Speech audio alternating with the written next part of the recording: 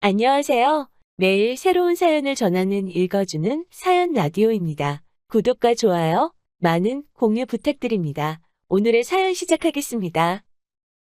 안녕하세요. 작년 말부터 남자친구와 결혼 이야기가 오가기 시작했고, 한참 결혼 준비 중인 올해 29살 여자입니다. 대학 졸업 후 직장 생활을 하다가 3년 전부터 프리랜서로 전향의 일을 하고 있어요. 처음에는 이런저런 시행착오에 내가 옳은 결정을 내린 건가 자신을 의심하던 때도 있었지만, 지금은 다행히 어느 정도 자리가 잡혔네요. 이 일도 3년째 하고 있다 보니 고객이라 부를 만한 사람들도 생겼어요. 고정 수입이라 부를 만한 정도는 아니지만 그래도 매달 어느 정도는 안정적으로 들어오는 수입도 생기게 되었죠. 직업 특성상 수입이 들쑥날쑥한 편이긴 하지만 벌이가 나쁘냐고 물으신다면 그렇지만도 않다고 대답할 수 있습니다. 다 제가 하기 나름이라 생각하거든요. 아무리 회사가 안정적이라고들 하지만 요즘 같은 불경기에 평생 직장이 어디 있겠나요?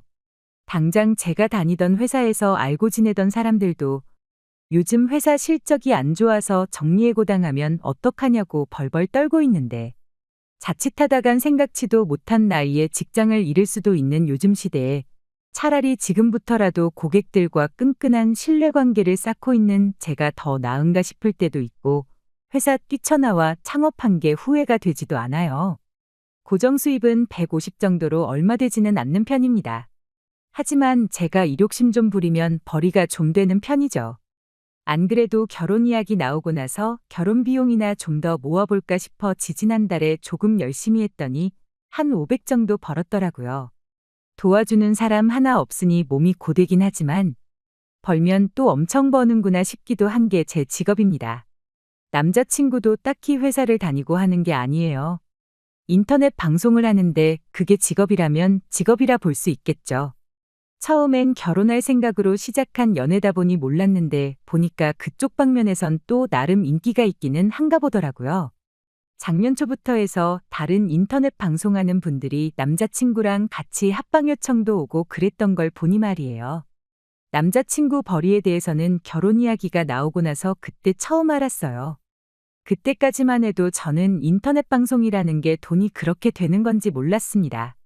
웬만한 직장인은 부럽다고 할 만큼 생각보다 짭짤했거든요. 물론 그 일을 몇 살까지 할 수 있겠냐 물으시면 뭐라 할 말이 없고 한순간에 망해버릴 수도 있는 게 그쪽 업계라지만 저 역시 프리랜서로 일을 하고 있는 상황에 그걸 가지고 남자친구한테 안정적인 직장을 구하라는 건 말도 안 된다는 생각이었어요.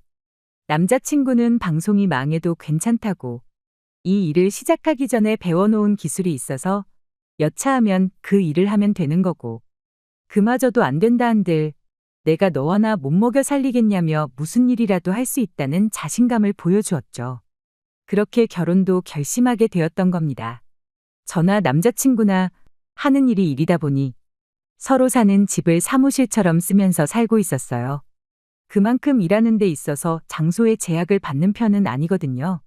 그것 때문에 그랬나 남자친구가 결혼해서 신혼집을 구한다면 아파트도 좋지만 어디 공기 좋은 곳에 전원주택을 구해서 살면 어떻겠느냐 물어왔었습니다. 둘이 사람 많은데도 별로 좋아하는 편도 아니고 특히 남자친구가 자기 하는 일 특성상 아무리 집에 방음벽을 설치하고 해도 자기가 내는 소음 때문에 공동주택에서는 위원이 많이 들어온다고도 하면서요. 일하는데 제약도 없고 공기도 좋고 사람 많은 데보다 조용한 곳을 선호하는 게 또 두 사람 공통점이었던 만큼 전원주택은 저희에게 있어서 꽤나 좋은 선택지나 마찬가지였습니다. 그런데 그 집을 알아보는 과정에서 일이 터지고 말았어요. 남자친구한테 아래로 동생이 한 명 있거든요. 저한테는 시누이가 될 사람이죠. 손아래 시누긴 하지만 저랑은 동갑내기 친구입니다. 연애한 지가 좀 되었다 보니 이미 진작부터 몇 번 만났고 알고 지낸 사이였어요. 그때 당시에는 결혼 생각도 없었다 보니 그냥 친구 하면서 지냈었죠. 서로 연락처도 알고 있었고 결혼 이야기 나오기 전에는 이따금씩 연락도 주고받으며 밖에서도 몇 번 만난 사이기도 했어요. 이 예비 신우가 만나던 남자친구랑 안 좋게 헤어지면서 살기 싫으니 어쩌니 하면서 핸드폰 번호도 바꿔버리고 잠수를 탄 적이 있었는데 그때부터 연락이 뜸해져서 이후로는 만나지도 못하고 연락도 없이 지냈었습니다. 남자친구랑 여동생이 사이가 좋냐고 물은다면 그냥 평범한 사이라고 대답할 수 있겠네요. 왜 남매들 있는 집 보면 대충 비슷비슷하잖아요. 저게 사이가 좋은 건지 나쁜 건지. 한참 때는 제가 있는 자리에서 서로 육두문자 섞어가면서 욕하는 꼴도 보고 그랬어요. 예비 신우가 사귀던 남자친구랑 헤어지고 중내사내 하면서 힘들어할 때는 남자친구가 지 혼자 열받아서 그 자식 내 눈에 띄면 아주 혼쭐을 내주겠다고 술 먹고 화내고 그랬었는데 그런 거 보면 그냥 애틋했다가도 철천치 원수가 되는 그런 평범한 남매 사이구나 싶었습니다. 저도 위로 오빠가 있으니 그런 사이가 무슨 사이인지는 충분히 공감이 갔어요. 남매 있는 집은 다 똑같구나 싶었죠. 아무튼 이렇게 저희가 결혼 준비를 막 시작한 상황에 전혀 생각도 못한 소식을 듣게 되었습니다. 바로 저희 결혼하고 얼마 지나지 않아서 예비 신우도 결혼식을 올릴 수도 있다는 소리였어요. 그때 남자친구랑 헤어지고 나서 연락 없이 지냈다 보니 새로 연애를 시작했는지 그런 것도 전혀 모르는 상황이었는데 알고 보니 제 남자친구랑 같이 인터넷 방송 합방하고 그랬다는 사람하고 만나고 있었던 겁니다. 그리고 그때 또 알게 된 사실이 하나 있는데 그 사람이 남자친구랑 대학 시절부터 친하게 지냈던 사이였다는 사실이었습니다. 괜히 합방을 하고 그런 게 아니라 둘이 인연이 있다 보니 그렇게 같이 방송을 하고 그랬던 거죠. 그리고 그 예비 신우와 결혼한다는 그 남자는 사실 옛날부터 예비 신우한테 관심이 있었던 거고 방송으로 재회를 하게 되면서 둘이 결혼 이야기까지 나온 그런 사이가 돼버린 겁니다. 거기까지야 사실 제가 신경 쓸 것도 없는 이야기였어요. 남자친구는 그저 친구랑 사돈지간이 된다는 게 신기하기도 하고 어떻게 보면 참 좋기도 하다고 하대요. 심지어 둘이 같은 일을 하고 있으니 더더욱이 말이에요. 저도 그게 뭐 문제나 되겠나 싶었는데 이렇게 사연을 보내는 지경까지 오게 돼버렸네요. 신혼집을 알아보기 시작하니 이것도 참 무시 못할 일이다 싶었어요. 서울도 아니고 아파트도 아니니 집값이 얼마나 하겠어 싶었는데 전원주택도 평수 따라 언제 지었는지 따라 위치 따라 가격이 천차만별이더라고요. 게다가 공기 좋을 것만 생각할 게 아니라 주변에 마트라든지 그런 편의시설에 대한 접근성 같은 것도 고려해야 했다 보니 오히려 매물을 고르는데도 어려움이 따랐습니다. 그래도 개중에 몇 개는 이 집 정도면 괜찮지 않나 싶은 집이 몇 개나 있었는데 제 마음에 드는 집이면 집마다 남자친구는 별로라고 하면서 퇴짜를 놓기 시작했습니다. 어떤 집은 방이 너무 붙어 있다, 집이 좀 작은 것 같다 하는 식으로 집 크기에 대해 불만을 늘어놓더니 막상 넓은 집은 방이 4칸이나 되는데 화장실이 1개밖에 없는 게 말이나 되느냐 하면서 정말 말 그대로 제가 골라오는 집이면 집마다 다 싫다고 하는 거예요. 제 입장에선 이해가 가지 않았죠. 어차피 둘이서 살 집이고 훗날 아이가 생겨서 학교 들어갈 나이가 되면 당연히 아이 생각해서 다시 애들 교육이 괜찮은 곳으로 이사를 가게 될 텐데 당장 편의시설 접근성 좋고 그런 걸 찾아야지 방이 몇 개고 화장실이 몇 개고 그런 게 중요한 게 아니라고 생각했거든요. 그런데 왜 자꾸 저런 데 집착을 하는가 했더니 이유가 따로 있었던 겁니다. 사실 결혼 준비 시작한 지 얼마 되지도 않은 상황이었다 보니 여태까지 정말 남자친구가 그런 계획을 가지고 있었을 거라는 건 상상도 못하고 있었어요. 남자친구가 딱 좋은 집을 찾았다며 저한테 인터넷으로 링크 하나를 보내주대요. 사진상으로 보면 넓어 보이긴 했는데 평수 써져 있는 거 보면 그동안 제가 찾은 집이랑 별반 다를 것도 없었어요. 오히려 복층 구조다 보니 냉난방비 같은 거 생각해보면 단점도 너무 명확한 집이었지요. 게다가 위치도 안 좋았어요. 마트는커녕 가장 가까운 편의점이 차로 10분은 내려가야 나오는 구석진 위치에 있는 집이었습니다. 그런데 남자친구는 무조건 그 집으로 해야 한다며 어깃장을 부리기 시작했어요. 어차피 반반 결혼하는데 한 사람 마음에 드는 집보다 서로 반발자국씩 양보하더라도 둘 다 마음에 드는 집을 구하자고 했던 말이 무색하게 무조건 이 집이 아니면 안 된다는 식으로 막무가내였죠. 왜 그런가 했더니 그러는 데에는 다 이유가 있었습니다. 난데없이 동생네 결혼하면 그 집에서 두 가족이 한 집에 같이 살자는 소리를 꺼내더군요. 자기가 왜 2층 집으로 골랐는지 이유도 설명해 주대요. 생활이 분리되려면 독립된 공간이 필요하다고, 그래서 2층 집이 훨씬 유리하다는 거예요. 왜 화장실 하나짜리 집이 싫다 했는지, 방이 붙어 있는 구조라 싫다 했는지 이유를 알겠더군요. 보여준 집이 복층이지 2층 집이 아닌 거 모르냐고 따졌더니 방 구조 못 봤냐고. 1층에 제일 큰 방이 하나 있지 않았냐고. 화장실도 1층에 하나, 2층에 하나 있으니 이보다 더 완벽한 집이 세상 또 어디 있겠냐며 이유 불문하고 신혼집은 무조건 이 집으로 해야겠다네요. 2층에 방이 3개 몰려 있는데 그럼 동생네는 방을 3개나 쓰고 우리는 방 1개만 쓰는 게 말이나 되냐 했더니 방 1개는 동생네가 쓰게 만들고 남은 방 2개는 자기가, 하나는 자기 친구가 인터넷 방송하는 공간으로 꾸밀 계획이랍니다. 그것도 어이가 없었죠. 나는 어디서 일하냐고 했더니 우리가 쓸 방이 제일 넓다고 하지 않았냐고. 그 방에 책상 하나 놓고 하면 되지 않겠냐대요. 그냥 적당해 보이는 집을 인터넷에서 찾아 저한테 보여준 건 줄 알았는데 남자친구가 말하는 걸 듣자 하니 이미 예비 신혼애랑은 말이 다 끝난 상황인 것처럼 보였어요. 그래서 동생네는 같이 사는 걸 좋다고 하느냐 떠보듯 물어봤더니 제 생각이 맞더군요. 전원주택 집값이 좀 비싸면 어떠냐고. 4명이 모아서 살 텐데. 관리비가 많이 나오면 또 어떠냐고.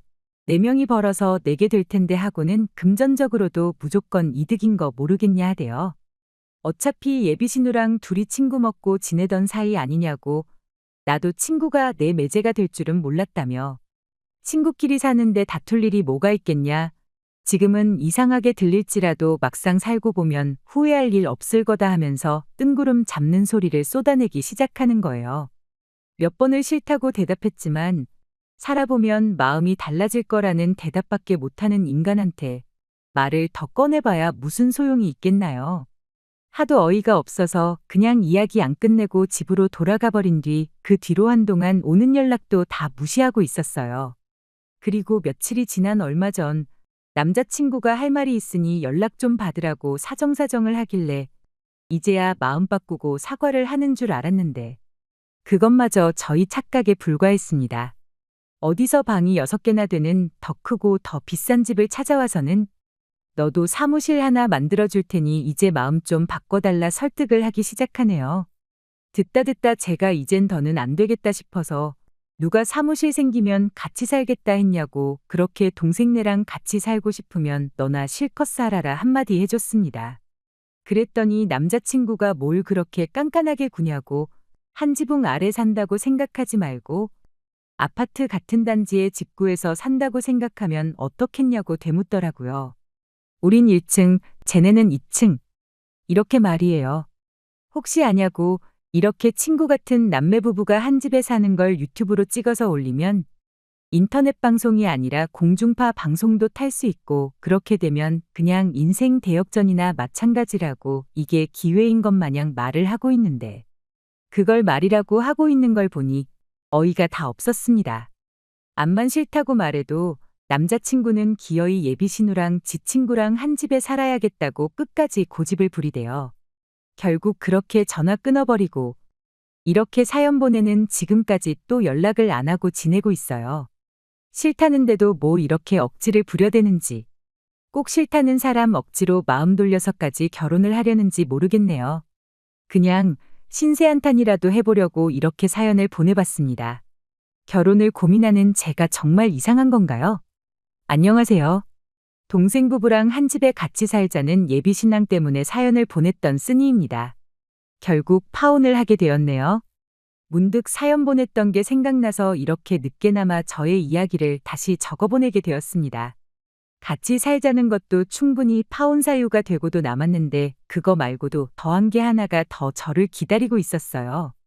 그 사실까지 알고 나니 뭘 어떻게든 남자친구를 뜯어말려 생각을 고쳐먹게 하는 것보다 제가 결혼을 포기하는 게 낫겠다 싶더라고요. 그게 뭐였냐 하면 결혼식 이야기였어요. 남자친구 집에서 두 남매가 결혼할 때 둘 다 똑같이 해주기도 모한 상황이었던 거죠. 돈이 애매하게 있었다 보니 누구는 더 주고 누구는 덜 주고 했다간 남매 간의 우애가 갈라지지는 않을까 그게 걱정이었답니다. 말인즉슨 애초에 한 집에 같이 살라는 것도 남자친구 부모님 입에서 먼저 나온 이야기였던 거예요. 같이 사는 게 남자친구 입장에선 저도 옆에 끼고 살고 같은 일 하는 친구도 옆에 두고 살게 되었으니 오히려 구미가 당기는 이야기였던 겁니다. 그런데 한 집에 같이 사는 것뿐만 아니라 한 해에 두 자식을 동시에 결혼시키는 것도 하객들한테 못할 짓이라며 어차피 한 집에 같이 살 건데 결혼식을 누가 먼저 하고 누가 늦게 하는 게 뭐가 중요하겠냐고. 결혼식도 이왕 하는 김에 동시에 올리라고 했다는 거예요. 일부는 저희가, 이부는 예비 신혼회가 하는 식으로 나눠서 하든 두 신랑 신부가 동시에 입장을 하든 그거는 저희끼리 알아서 정하라고 했던 거죠. 번거롭게 결혼식을 두 번이나 올 필요도 없고 축의금도 두 번 내야 할 거 한 번만 내도 되는 상황인데 남자친구 집에서는 이만큼 좋은 방법이 또 어디 있었겠나요?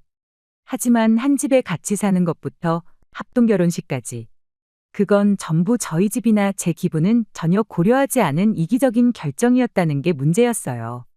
합동결혼식이라니 제 평생 그런 결혼을 하게 될 것이라고는 상상도 못한 일이었거든요. 게다가 제 결혼식을 축하해주러 오는 하객들은 물론이고 저희 부모님한테도 몹쓸 짓이라 생각했어요. 그 말을 들으니 더 이상 집 문제로 다툴 것도 없다 싶었고 그냥 파혼 말고는 답이 없다 싶어 남자친구한테 그냥 여기까지만 하고 말자고 했어요. 집에서 일하니까 이렇게 하는 게 아무 문제가 없다고 생각했는데 왜 그러냐며 이해가 안 된다는 식으로 끝까지 물고 늘어지길래 나는 그렇게 한 집에 다 같이 살고 싶지도 않고 합동결혼 생각도 없으니 원하는 대로 해줄 사람을 새로 찾으라 그렇게 한마디 해줬습니다. 그랬더니 남자친구가 알겠다며 생각보다 쉽게 포기를 하대요. 저도 이렇게 어이없게 파혼을 하게 될 줄은 몰랐죠. 2년 연애한 기간이 아깝고 허무하기는 했지만 한편으로는 차라리 깔끔하게 끝냈으니 잘 됐구나 싶었어요. 그런데 일주일도 안 지나서 남자친구한테 다시 연락이 오대요. 동생네는 예정대로 결혼을 할 예정이고 한 집에서 같이 살고 합동결혼식도 허락해줄 사람을 찾을 때까지 기다려주지 않겠다고 했답니다. 뭐 보나마나 부부끼리면 집안일도 나눠하고 그럴 줄 알았는데 남자친구만 덩그러니 혼자 딸려오면 그냥 신혼집의 방해꾼이나 마찬가지라 그랬구나 싶대요.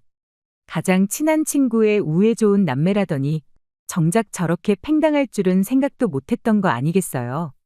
다시 연락한 이유도 합동결혼식이고 한 집에 같이 사는 것도 다 필요 없다고 그냥 우리 둘이 행복하게 지내자는 소리를 하려고였어요. 제가 말할 때 진작에 들었으면 참 좋았을 텐데 이제 와서 그러는 거 늦었다는 생각은 안 드냐고.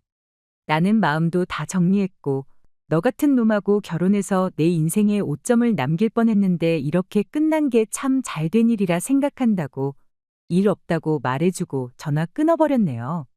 지금 생각해보면 길게 두고 볼 것도 아닌 걸 가지고 너무 오래 고민을 했던 것 같아요. 그래도 마지막에 가서 남자친구 혼자만 낙동강 오리알이 돼버린 꼴을 보니 제 속 하나만큼은 정말 후련하네요. 긴 이야기 들어주셔서 감사합니다. 오늘의 사연은 여기까지입니다. 구독과 좋아요, 알람 설정해주시면 앞으로 더 좋은 사연으로 찾아오겠습니다. 감사합니다.